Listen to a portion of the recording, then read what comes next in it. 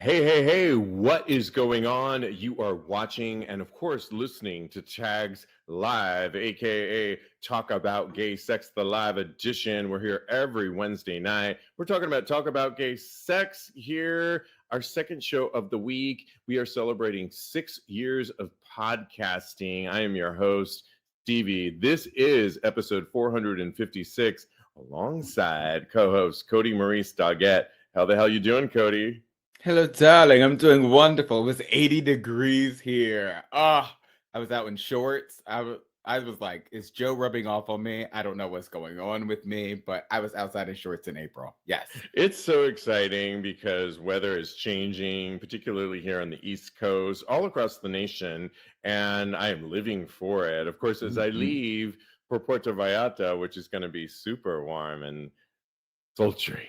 I can't wait. Yes. But I am happy that it's like this here in the cities that we reside in. We are in front of a live studio audience. A little bit later, we've got sex positive coach joining us, Craig Cullinane, to the show. And he's going to be breaking it down for us. I'm really excited. And we've tried to have him on a few times, but this is the time in our new home here on Crowdcast. All right. Well, we've got to get into it on this episode 456. Like we said, we're in front of a live studio virtual audience. And I am such a huge fan, Kodi, of Halle Berry. Halle Berry was out and about last Sunday, twerking it up, having mimosas at a drag brunch. Halle Berry clearly loves a meal and a show, especially when she can get in on the action. The actress gave the crowd and the paid performers a Sunday to remember at WeHo's La Boheme Drag Queen Brunch, showing up with her Ooh. boyfriend, Van Hunt, and a friend for some good fun and grub. And if you watch the video, which I'll post on TAGSPodcast.com relating to episode 456, she clearly knew what she was doing. Mm-hmm. Apparently, according to insider word, is they haven't done this La Boheme drag brunch since the pandemic. And so she chose to show up at the right time and give it a little bit extra punch. She was twerking, dancing. When they called her up, she took pictures with every single drag queen. I was living for it. What were your Yep. thoughts when you saw this? I love Halle Berry. I've loved her since Boomerang. Ah, I adore her so much. She's one of my favorites. And this is clearly not her first time at a drag brunch.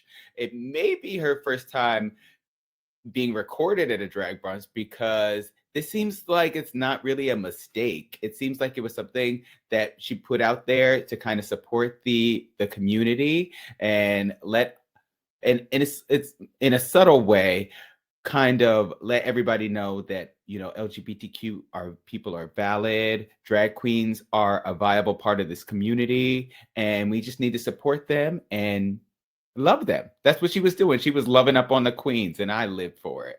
It was so effortless and only the way Halle can do it too. You don't go to a drag brunch on a Sunday knowing that every queen's going to be there and cameras are out and not Mhm. know that you're going to be filmed like that. But I love that she took pictures with the drag queens and supported the whole extravaganza of it all. And, she was just in the press the other day because she posted on her Instagram naked, Yeah. sipping a glass of wine, well, let me just read you the quote because I was going to actually.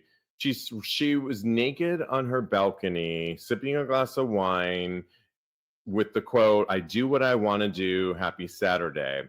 And looking Yes. just stunning. She got some flack from some trolls, one in particular that she clapped back, which I loved, but essentially clapped back for saying, "Okay, grandma, shouldn't you be with your grandchildren? Aren't you in menopause?" And What? the one thing you're talking about Halle Berry. There's some youngins that wish they look like Miss Halle Berry. So I he wish. needs to I shut up. wish. She shut it down real quick. She is going to do. Other people were saying, "Oh, it was thirsty," but no thirsty than any other picture that people post all the time. So what? We're not allowed to. I post pictures like this. I'm about to go to Puerto Vallarta and post some pictures myself. You have to do one on the balcony. Naked. I Naked. know. Oh I my might God, just I do would that. Instead of a glass of wine, it'll be a margarita, of course. But I Mhm. mean, listen, she is clearly living her best life and doing even better later on in life, although she's been doing great all this whole time. I feel like I get better and better with age, and this would be something that I would do now that I wouldn't have had the nerve to do before. I work out all the time, nonstop, and I'm proud of my body. And you know what? F you to the naysayers, because right. if you're gonna like come at us for ageism. It's ridiculous. I don't understand how people can say that Halle Berry isn't beautiful at any age. And I know that you can live your best life and be a sexual, valid, gorgeous being at any age. So if anybody can do it, Holly can do it, and I'm here for it. So let's Love go. it. That's Which brings right. us to our first poll question of the night, based on our last episode 455, with Kodi, myself, and Jeremy. We want you guys to take the poll right now. And you guys can take it at home too. Just click on the link of episode 456. We're asking the question, body hair, because we were talking about it the other day. How much is too much? And your options are the hairier, the better, or trimmed for the win, or lastly, shaved and clean, please. Those are your options. We want you to weigh in. We'll report back at the end of this episode. But of course, you can continue voting and we'll report back on next week's episode. All right. Keeping the momentum going, as we always do on this show, we've got to talk about New York City here. There is a New York City urologist, you guys, that was arrested for fondling underage boys using sex toys on patients. And you might already think that there's those porn videos that do the doctor-patient visit. I've certainly whacked off to those in the Those are hot. past. Those are hot. This was reality. A This is not Manhattan, hot. a Manhattan urologist, already being sued by 7 male patients for alleged sex abuse, was busted last Tuesday on related criminal charges, including some involving underage boys. And authorities said Darius Haddouk, who's 55, who formerly worked at New York Presbyterian Weill Cornell Medical Center and Northwell Health, carried out the abuse when he was alone with the patients in the exam room, telling them to masturbate while often playing porn, according to a Manhattan federal court indictment. He would also masturbate the patients using sex toys on them and conduct unnecessary rectal exams without wearing gloves. In some cases, Paddock would grab a victim's penis, telling them they were masturbating incorrectly, the court document alleges. And this is just, yes. Do you think that he watched too many of those porn videos, Kodi, that we've all seen and fantasized about, but that we all know are fantasy? Yeah. And blurred and risked his credible license and abused men and young men? I don't know what he was thinking. I can't even put into He's that sick. into my He's frame of sick. mind. He is. I couldn't understand why he would want to take advantage of people that are entrusting him with their health. They're trusting him with so much, and the fact that he would take advantage of his power goes against the Hippocratic Oath to the umpteenth percentage. I can't understand why he would do this. But what makes the porn version of this kind of hot is there is always an underlying understanding that these people have consented to this. But without consent, it makes it so lascivious and it makes it so disgusting. And I hope this guy gets thrown underneath the jail, because I can't believe this happened. Right. I mean, we even question, should we bring up that fantasy that we have that's really the reality out there in porn right now? That is, but the reality is underage boys not okay. Yeah. Anybody, when you go to the doctor in general, when you go to a urologist particularly, you have to often be recommended by your primary care doctor. You are going there for a reason, not for any of this stuff. We can all have fantasies that we like. I can't believe that he crossed that line. Well, now he's paying the price, and it's just disgusting. If he And wanted so, to play doctor, he could find somebody who's into that and go play doctor. Nobody is trying to look down on him for his kinks, but all parties have to be consenting for it to be okay and make it a legitimized fantasy, basically. exactly. And staying on the lines of people losing their minds, there's a Florida man who was arrested for masturbating in public. And he said he had to ejaculate due to, get this, rectum issues. All Oh. right. Upon, yeah. Oh my. So the guy is Jason Roach. He's 40 years old. He had been questioned twice prior to this connection to what we're talking about incident, which happened at Arby's. Arby's is what is it? Steakhouse? I don't even know. Girl. I don't know. I've never been to an Arby's. I never have it. It was not in my wheelhouse. Oh my gosh. This is not in my notes. Girl, you don't know what Arby's is? I don't. I kind of know, but I don't want to know. In both instances, Roach stopped and went on by his way, according to court filings. The third time, however, was not the charm, and a witness told police that Roach was naked and touching himself in, like, masturbating while near the Speedway around 6 a.m. And when questioned about his activities, Roach reportedly said that he was, quote, having issues with his rectum, and in order to get rid of that pain, he had to ejaculate. Child, please. We've all been horny and had to ejaculate, or thought we had to ejaculate, and show some self-restraint. And it was funny because in some of the comments, people were like, I'd help him, but that's so thirsty. What are you talking about? Steve doesn't even know what an Arby's is. Why are you trying to go to the Arby's? No, well, for the sake of for our international audience, what is an Arby's, Kodi? Arby's is just basically, it's kind of like it's a fast food restaurant, basically. It's kind of like a deli. They slice the meats. This actually the slogan is, we have the meats, and I think this man took that a little bit too literally by taking his meat out at Arby's and jacking it off, because this is crazy. Who would do this? It seems like he has an exhibitionist fetish, and that's why he was out there in public just jacking off. And we need to educate him that there are certain places that you don't do this. Arby's is one of them, honey. This is the Arby's, okay?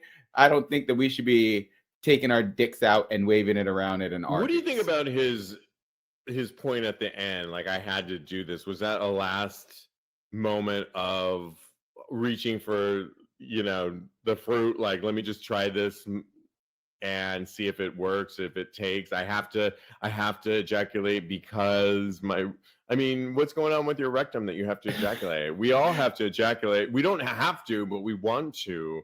I think it was the last minute. But because of our rectum? Go ahead, what were you saying? Yeah, he wasn't getting pounded at the time, so it's just crazy.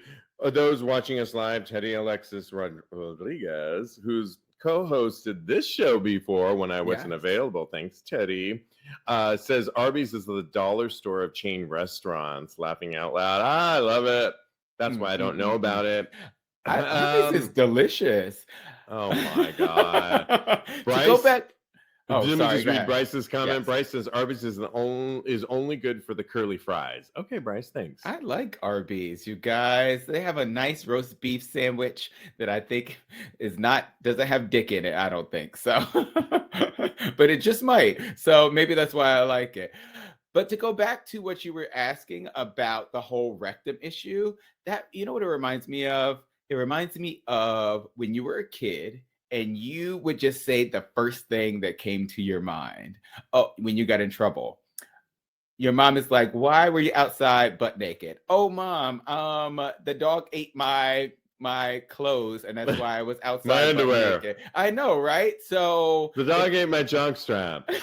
Why do you have a junk strap? Oh, well.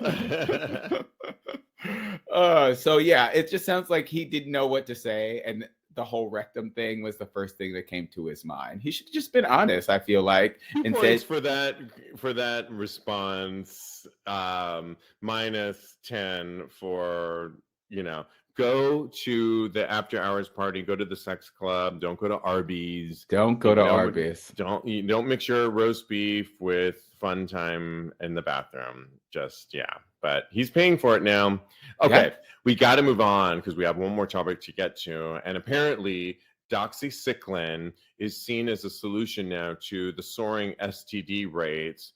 And essentially, I got this story because a lot of people are taking doxycycline. This is according to the because rates of STIs and STDs are on the rise.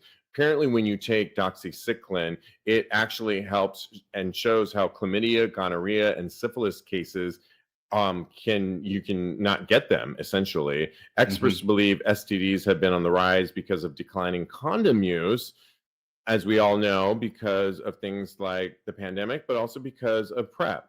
Millions of Americans are infected each year. Rates are highest in men who have sex with men. Sexually transmitted infections are enormous, apparently, according to Dr. John M.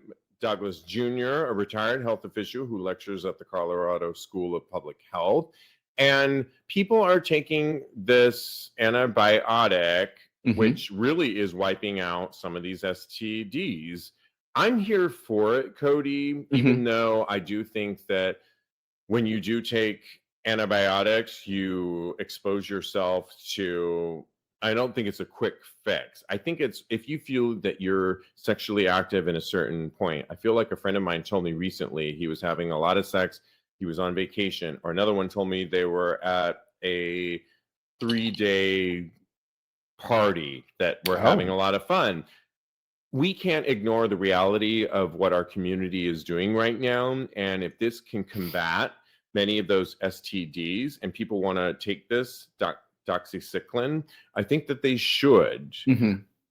On the other side, you probably don't want to make it a regular thing because we all know what antibiotics can do internally, and they're not like the best things. Yes. Will they wipe out certain things like certain STDs? Yes. What else are they doing internally? And is this something that we always want to rely on? Probably, I'm going to guess not. That's my recommendation. But I do not want to say to listeners or anybody, don't do it, because if this is where we're at right now, this is where we're at, Kodi. So people are not going to start wearing condoms. Sorry, not going to do it. If you're on, I'm sorry, Kodi. I think that's not where you can act like that's where we're at and tell people to wear condoms, but it's not where the most people are at. I feel that's my opinion, and you guys can get mad at me on the show and write into me, but I feel like this is where we're at. Yeah, no, I hear what you're saying. And I think that you are not necessarily 100% wrong. I do think that if you are out there having a lot of sex and you're out here having casual sex constantly, then doxycycline, if that's even how you pronounce it, I can't pronounce it. I'm not a doctor. Doxycycline. Doxycycline. Whatever Steve said. Is not a viable issue for you. You should probably be using condoms, because the more that your immune system gets used to these antibiotics, then the more they become useless, and you won't be able to fight a bacterial infection. So you need to take that into consideration and maybe use condoms if you're having a lot of casual sex. If you're out here taking loads at the circuit party once or twice a year, then I think that this might be a viable option for you, because it's short term and it probably won't do a huge amount of damage to your immune system. So it's a balancing act. My doctor always tells me that if something is working for you, then it's okay to use it.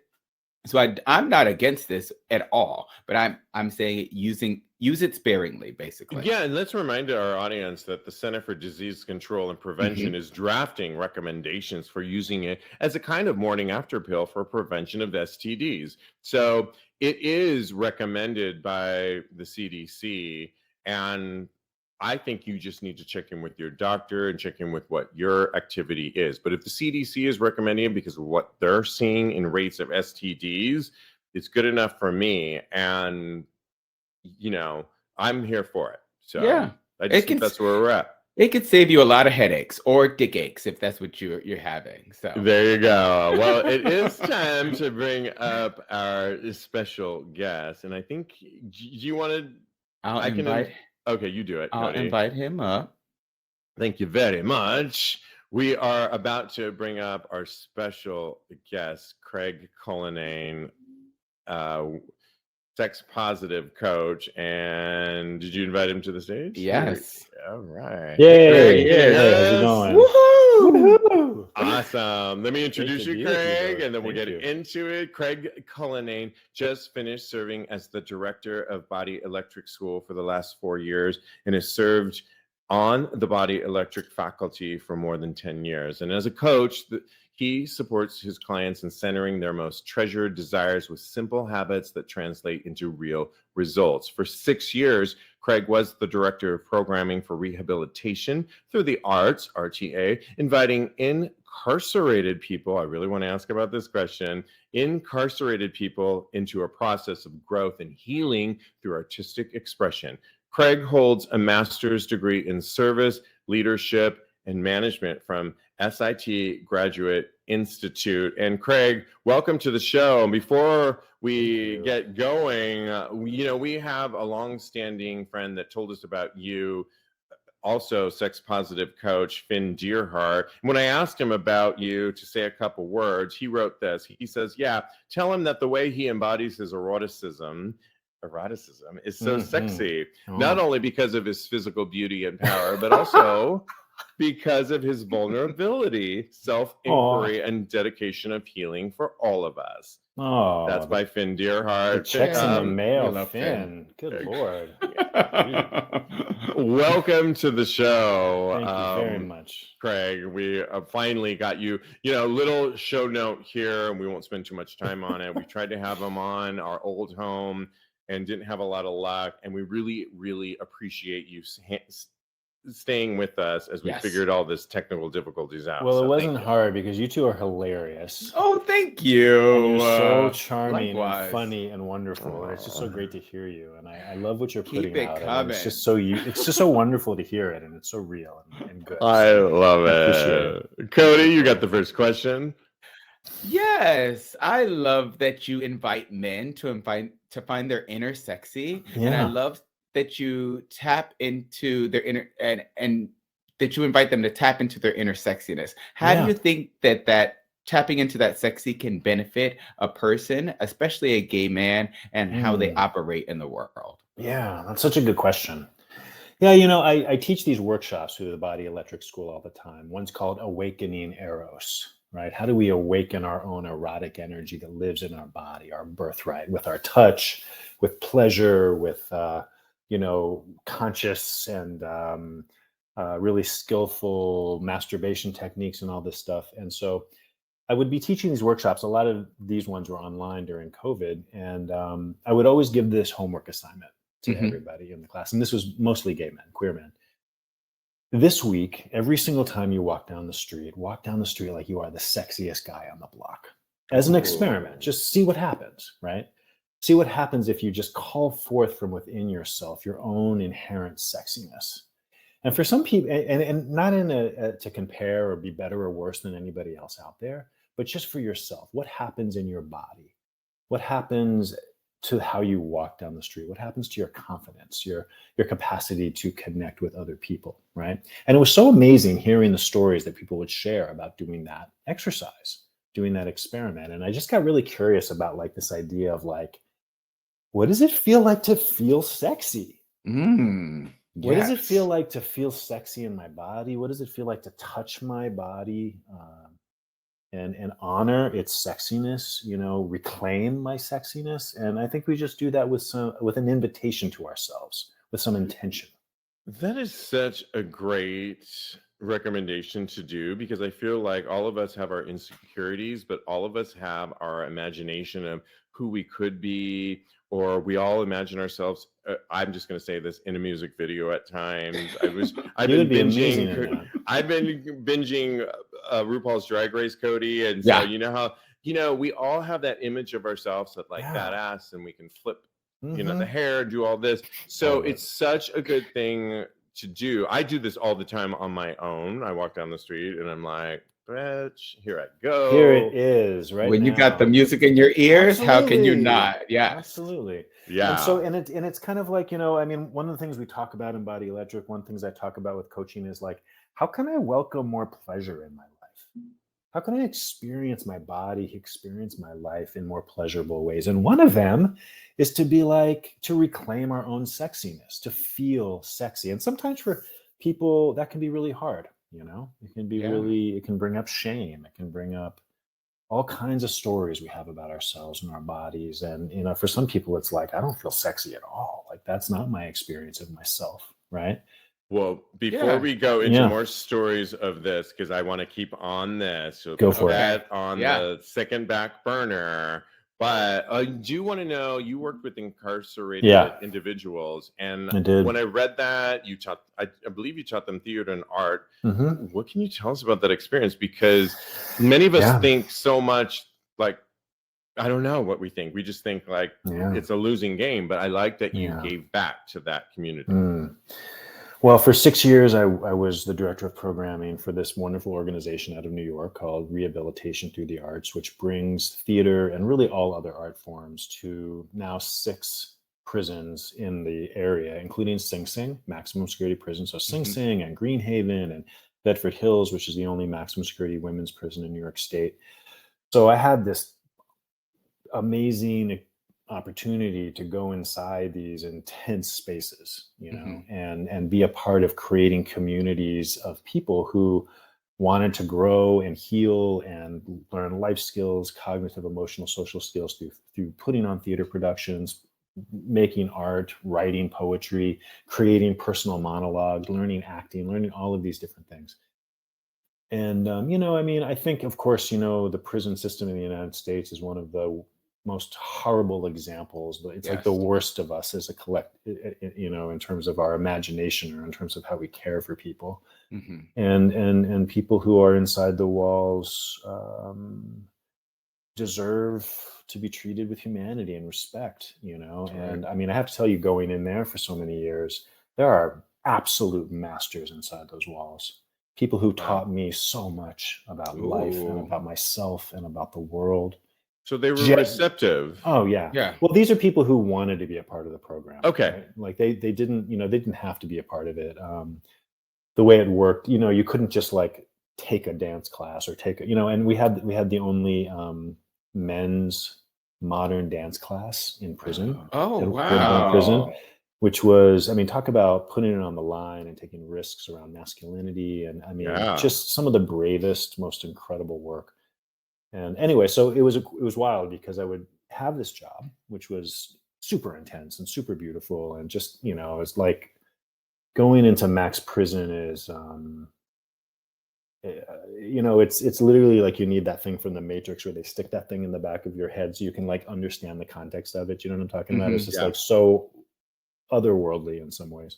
Yeah. But then on the weekends, I would go and teach these body electric workshops where I was inviting people into awakening into their erotic energy in their bodies and healing from erotic energy, learning how to give pleasure, learning how to receive pleasure. And one day I was kind of like, really, both of these things are the same thing. Yeah. It's really creating this beautiful space where people wake up and heal through some process. That one being art, this one being erotic energy. But really, creativity and erotic energy are all really a part of the same energies in some ways. I was going to ask you more about like the parallels between art and the erotic energy. Yeah. What do you feel like is the commonalities between those two things? Well, I with some other people have developed a workshop that I really love. I've taught it a couple times. I'm teaching it again in June down in North Carolina. One version of it is called Art and Eros. Another one's called Creativity and Eros. And it's basically like this idea that what happens if we tap our erotic energy in our body with pleasure, with touch, with breath, raise it to the surface, and then paint or write poetry? What happens if I activate this inherent beautiful life force of creativity within me with erotic touch in really incredible, group experiences, and then see who I am as an artist. I kind of colloquially started calling the workshop "Rub Your Dicks in Paint," but it's way more than that. I love that. It's art, it's creativity and eroticism. It's like, our erotic energy is our creative energy, and this idea, like people who, who am I as an artist, as a creative being? It's so connected to my sexiness. It's so connected to my life force, and it's fun to kind of bring them together intentionally. That's so beautiful. And we touched on erotic shame a little bit earlier, but can you tell us what erotic shame is and how that impacts prioritizing pleasure? Yeah. Well, I guess shame is shame, right? And Right. we have cultural shame, we have family shame, we have shames in our bodies, we carry shame. And shame is a lie. It's a racket. It's a story, often used in power situations culturally to keep people down. And I think that shame, we absorb it into our bodies, into our thought systems, and it can be a block to pleasure, right? I know for me, like if I have experienced shame in my body in my life, and part of my journey in my life is healing that, letting it go, freeing it, so I can be in more connection sexually, erotically. I know there's been times in my life when feeling some shame around my body or around my erotic energy would be a wall to intimacy, a wall to being in real connection, a wall to being able to just relax enough in my body to feel pleasure. So and with Body Electric, myself and this wonderful teacher, Mark Fleming, a few times we've taught a class called Healing Body Shame for Queer Men. And we know in queer men, with queer men, gay men, there's a lot of body dysmorphia. There's a lot of, it's like, and you see these beautiful people, and they, if you asked them about their body, they would be like, oh, my body's horrible. And, all these shame stories around it. And they look so beautiful because it doesn't matter. It's like the disconnect between the reality and how we feel about ourselves. And I think some of that's really related. That shame stuff is really related to homophobia, internalized homophobia, which is so hard to, avoid and heal. Absolutely. You do a workshop, and by the way, we're live. So if anybody has questions with our live virtual audience, put them in the comment section and we'll address them to Craig. The comments are going wild, by the way. Yeah. Them in a second, Steve, what type of wine are you having? Jungle juice. I am having jungle juice. I'm having, what is it? Does your brain feel all cottony now? No, it doesn't. It feels really good. But one of the questions that I wanted to ask you is that, when you are feeling, oh my gosh, I lost my train of thought because of that whole comment. But I think the whole thing about being in the moment and, I know, awakening play is a whole thing that you teach a whole course on. And what is it about our community that doesn't allow us to have fun that you created this whole workshop called Awakening Play? It was actually called Awakening Eros. Okay. Awakening erotic energy. And it was kind of just like a beginning. It's kind of like, what does erotic even mean? So like when I say erotic to the two of you, like what words come out? Like what's your definition of erotic? Pleasure. Sexuality. Uninhibited. Yeah. Go ahead, Kodi. Nudity. Pleasure. Secret. Touch. Yeah.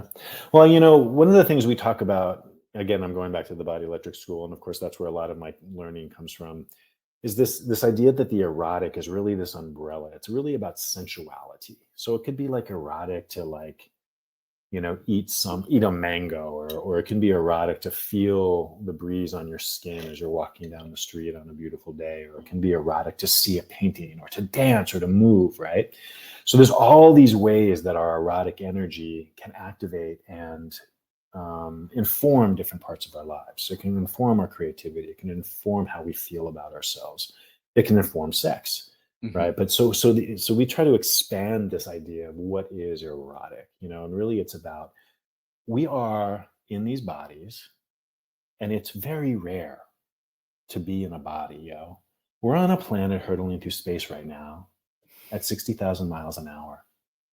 And it's crazy that we're even here, right? It's like I read this article. It's like life in the universe is as rare as 2 grains of sand in the Gobi Desert.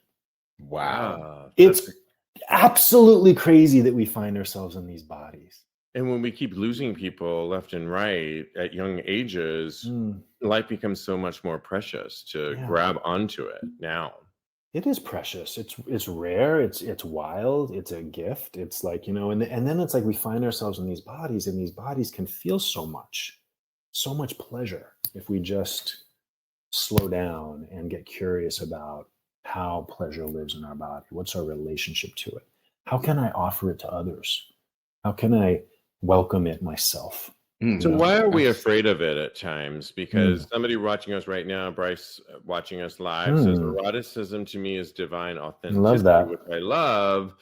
Why are we not in touch with it? Or are we not willing to go there? What's blocking us for finding that? Culture makes us afraid, writes Teddy. Absolutely. And, it's like, we have these religious thought systems. I grew up Catholic, and that's not a body affirming culture.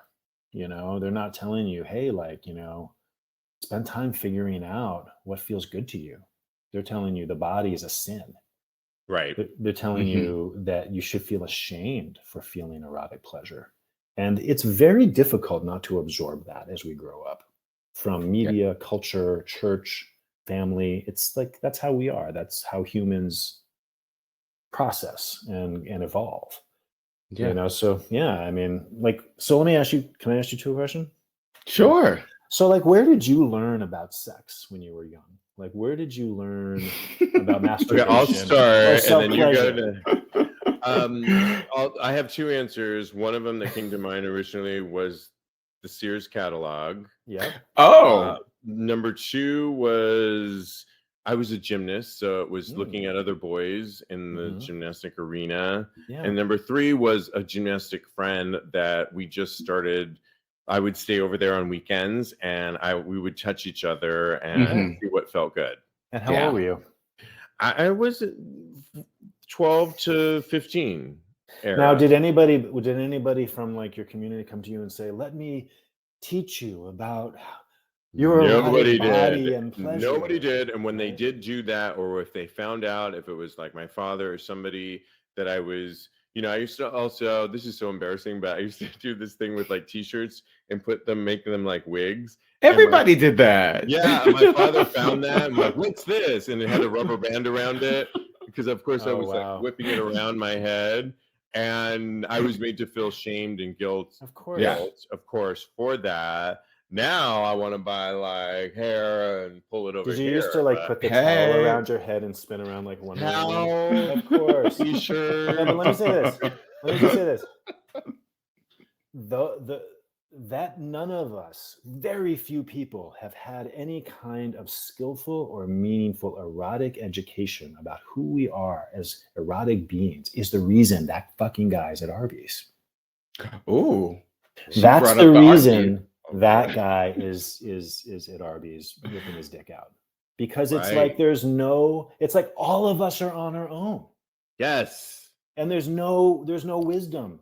And he's so that was one of my points right now that this is the way he had to express it. And, we did it in our way secretly or whatever. He's doing it outwardly and probably has less of less. Yeah, I hear that. Kodi, how did you take advantage of it, Kodi? How did you I know, right? Do you remember the first time that you ejaculated or touched yourself? Yes, I do actually. And what were the circumstances, and it was a transcendental experience. Wow, really. Beautiful. The first time I ejaculated, I feel like I played around with other kids my age. We experimented, kissed, and did some touching like Steve did. Oh, wow. Maybe when I was around 12 or 13, around that age. And then I didn't ejaculate until I was maybe around 16. Oh, wow. 16. But do you remember it? Do you remember it? Yeah. Do you remember the first time you ejaculated, Steve? Steve, not the shame. All right, turn my camera off. Turn my camera You're off. like 16, bitch. You're a late bloomer, bitch. I gotta go. I gotta go in the other room now. No, it was amazing, and I did not know that anybody could feel like that. That's the thought that I remember having, is that it was such a full body experience, and it just felt so amazing. What, Steve's making faces over there? I don't know. No, sorry. Oh, what did he so say? What we don't know is we have comments coming out, and Teddy, who is co-hosted on the show before, said 16. That was powder milk by then. Well, that sounds really beautiful. I was a late bloomer, but I did watch a lot of porn beforehand as well. Mm-hmm. And that was, but I didn't really come until around 16, which is, I guess, late. I don't know. And George Michael and all of those type of things, lusting up to George Michael. I saw him in concert. He was so good.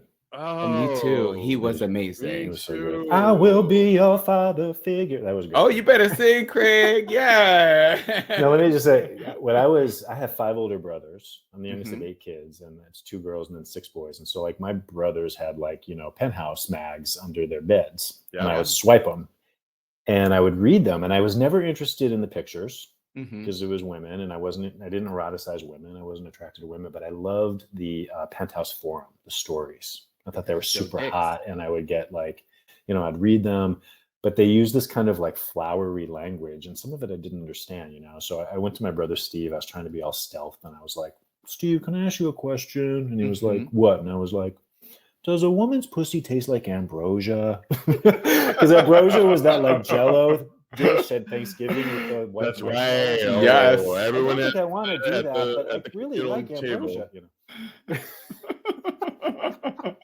Did you ever taste the pussy to see if it tastes like ambrosia? I've never had that experience. It doesn't. I'm gonna let you both know. I've taken a body electric workshop before, where it was an all genders, all bodies experience, and I did give a genital massage to a woman. And it was interesting because then I received a massage, and they did it in threesomes. And the 2 people who massaged me, one was a straight woman and one was a straight man, giving me an erotic massage. I love that. And this woman, and so the way that it worked was that one person would work on your cock, and the other person would put their hands on the rest of your body. And so the woman was the one who was going to work on my cock, and I had never had a cock massage by a woman before. And I was a little nervous. I was just like, and so I kind of like sat up before it happened, and I was like, do you want to do this? I don't know, it was like a Me Too thing or something. And she was like, I love cocks, and I was like, okay. And she gave me this beautiful cock massage. And it's so funny. If I ever see this woman now, I'm so embarrassed. I'm like, hey. I love it. She loved your cock. I'm like, oh, she did. Yeah. Well, Craig, go ahead. One more question. Yeah. Before, since we were talking about porn, you do a porn cleanse. Yes.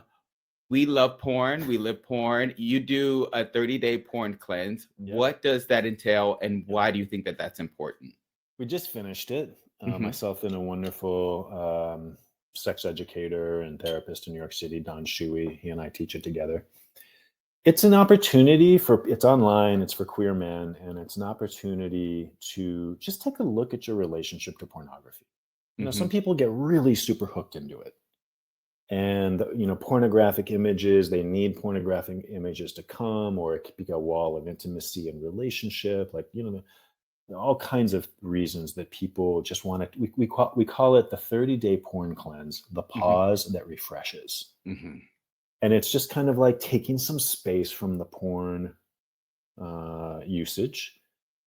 And we ask everybody to create an experiment for themselves. Like, some people are like, I'm not looking at porn for 30 days, and I'm going to see what happens in my body, with my ejaculations, whatever. Some people are like, I'm going to watch porn, but I'm going to I'm going to be connected, not just use it as a thing to check out or go to sleep or, unplug. So it's very beautiful, actually. It's very deep, and the people in the class share very vulnerably about their struggle, and they get support from other people about how to just kind of shine the light of consciousness on something that, some people really struggle with. It's actually really beautiful. Yeah. I like that. And lastly, I wanted to ask the question that I just thought about is if you had to list one thing about gay men that you're optimistic about Mm. sexually, and one Mm. thing that you think that we could improve on based on this whole conversation, I was just like, what's one thing, just in a nutshell, what's one thing, Craig, that you're optimistic for our gay community or LGBTQ plus community? Those are great questions.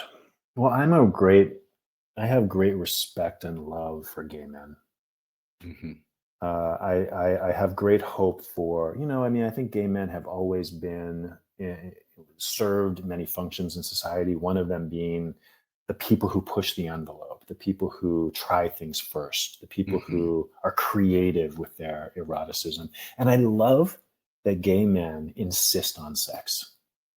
I Yes. love that. Yes. We You know what I mean? do. It's great because it's a reclaiming, it's a beautiful part of our lives. And so there's lots of things that I love about gay men. And the hope I have is that, they're just going to keep doing it. And that's Nice. important. We need to have those people who go out into the edges and gather the information and come back to the rest of the culture and say, it's okay, come on. It'll be all right. And if there's one direction you could see us going in that you maybe want to like redirect or pivot. Well, another thing I love about gay men is their sweet, tender hearts.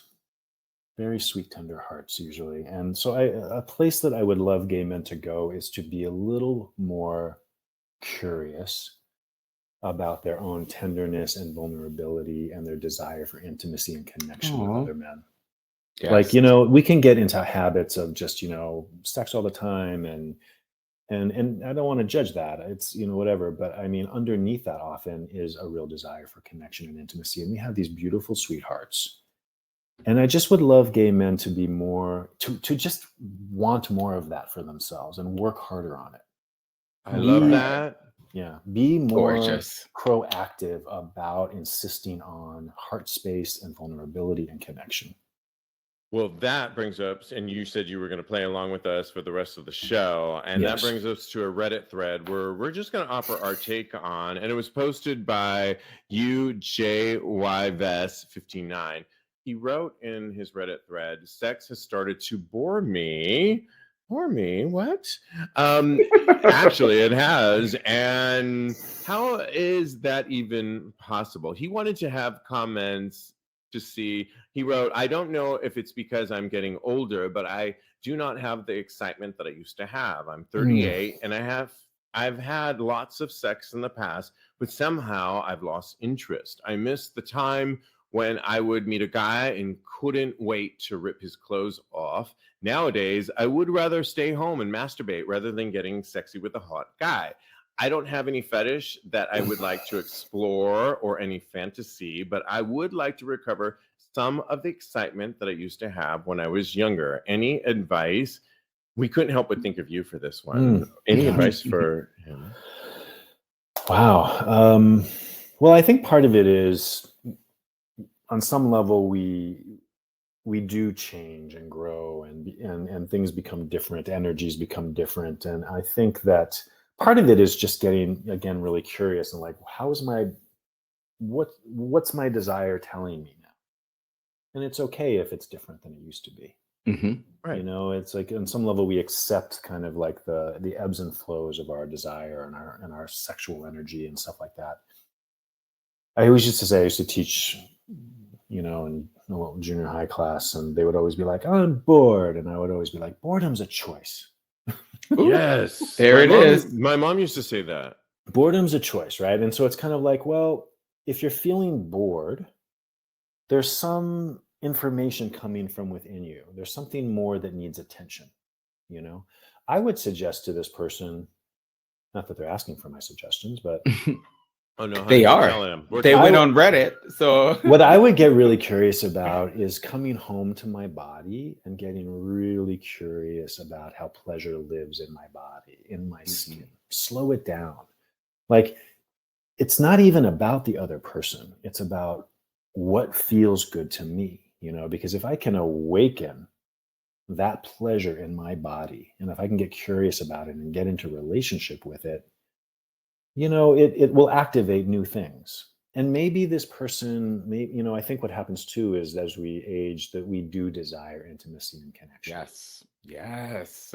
We want to be met. We want to be seen. We want to be loved, and we want to give that love. So I just, to be able to drop down into a deeper connection can be very hot. Like I feel now, it's like I can definitely play and blah, blah, blah. But like if I really have a connection with somebody, like if they're giving me a blowjob and they look in my eyes, right, Kodi? Oh my. I'm just going to take myself I'm getting a little hot over here, Craig. But Yes, I do. I do know. To be in connection, 100% can be so hot, and that changes over the time in our lives. I think. What do y'all think? I'm gonna have to 100% agree with you that there's a person that I've made out with more recently that I'm gonna see soon, and we're gonna reignite that. Doesn't mean that we're gonna necessarily have sex. Maybe we will, maybe we won't. I don't know. But the thing that I can say is I've had sex with a lot of different people, and once I've had sex at times, it's like, okay, move it along. Yeah. But when I've had that connection with somebody where I can look into their eyes and connect with them, lips locked, I really feel a definite, connection with somebody. And Finn Deerhart, Craig, says this all the time, who gave you all those accolades, is that you can do this. One of the best things you can do is spend a Friday night. Doesn't have to be Friday night, but let's just choose Friday. And you can light the candles. You can fire up the fireplace, and you can look in the mirror, and you can start touching your body. Yes. Have a whole reconnection to your body. I mean, I didn't used to think that my nipples were fired up at all, and I learned they are, and that's so nice later on in life, and they blossomed for you. I love that. They blossomed into roses, actually, that cost a lot of money.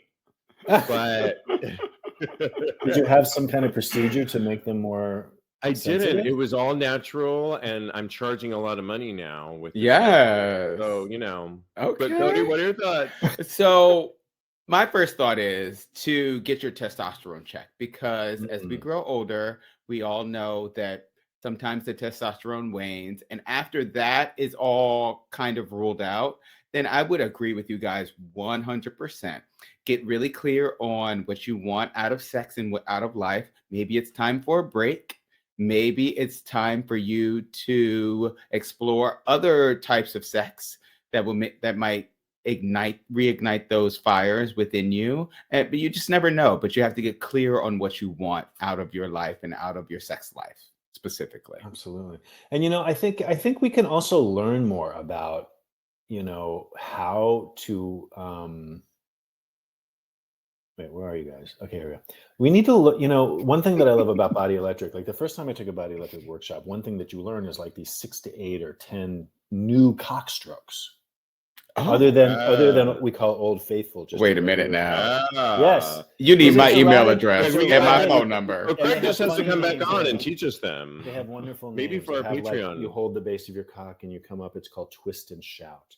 Or you wiggle the head of your cock. It's called Wiggle It. And you learn all these fabulous cock strokes. And it's a part of offering pleasure and receiving pleasure. And they're funny names. They're wonderful. It's a part of the workshop.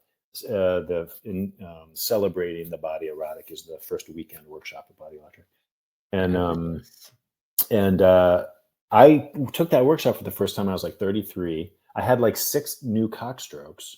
I would go out and like practice them on these guys, and they were like, "Are you a fucking tantric master?" Because I knew like 5 cock strokes, and I was willing to apply them.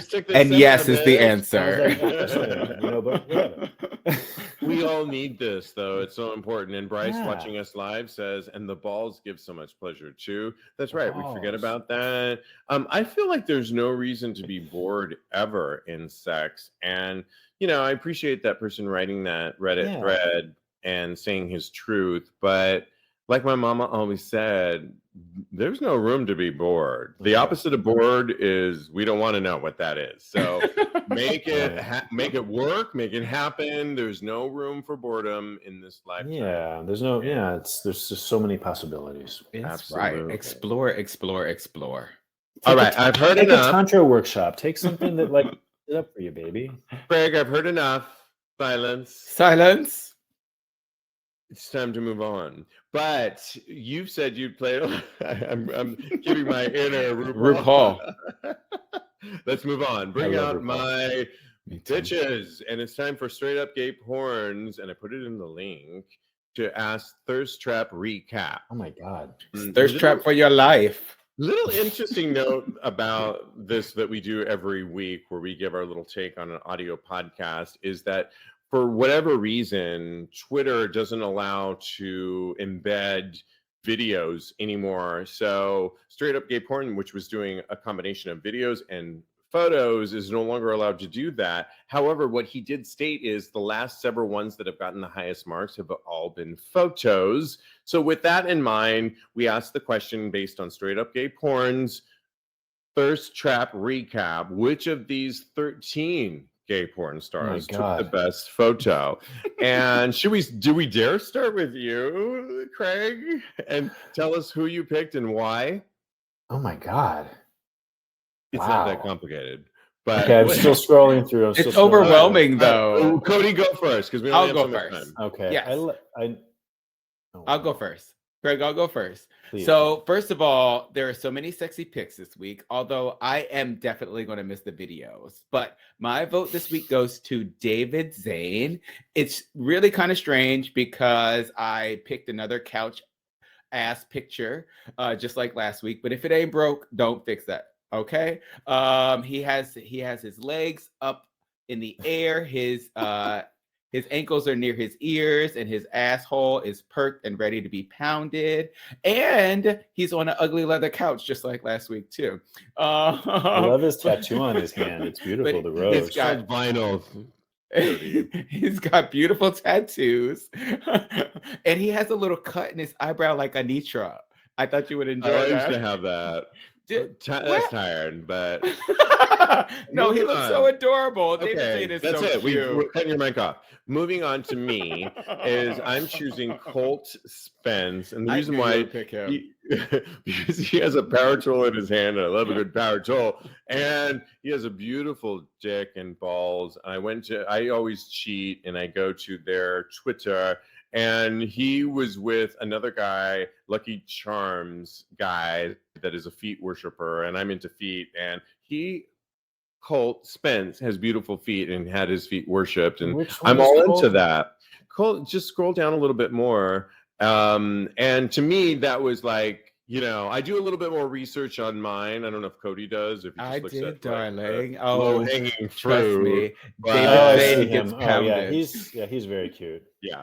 All right, Craig, who do you pick in 2 minutes? Yeah, I think I'm gonna go with and it's just because of his beautiful smile. We don't want a we just want a name. Roxas Calum. Ooh, yes. Look at that smile.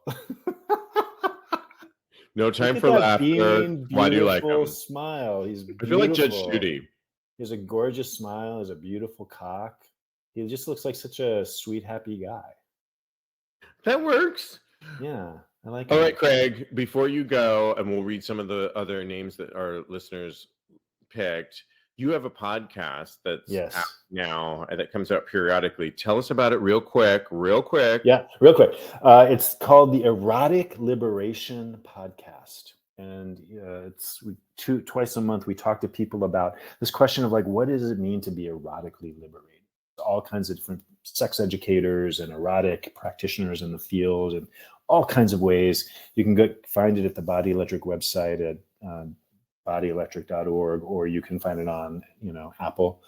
But yeah, it's called the Erotic Liberation Podcast. And I co-host it with with this wonderful person, Gabriella Love. And how can we follow you? Follow me. I'm at CraigCullinane.com. Should I spell it? CraigCullinane. CraigCullinane.com. or Body Electric, and yeah. We'll definitely list this on TAGSPodcast.com, episode 456. Just to read a couple others. Were there any others that somebody wrote? Damon wrote, yes, Craig, I have to resist giving Roxas every week he appears. What does that mean, Kodi? So he just wants to pick Roxas as well. Okay, all right. I love it. I see. But Damon also said that I'm his second choice for thirst traps. Oh, you, Kodi, are? Yes, I love nice. it. Yay. Now, what does your shirt say? It says, all I see is pretty butt. Oh, pretty butt loco. Pretty butt loco. Oh, that's a very key piece of information. I keep the loco out of the frame. I love it. And you can follow Kodi. He's a life coach at KMD Coaching on Instagram, and follow him on his personal account at Mr. Maurice. Mr. Maurice. Follow me.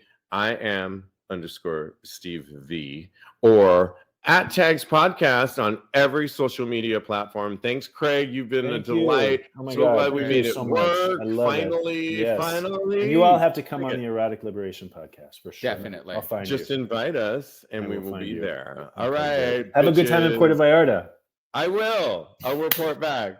And in the meantime, follow us. Continue having Craig hot, gay. What's the word? Sex, of course. Beautiful. Thank you. Love it.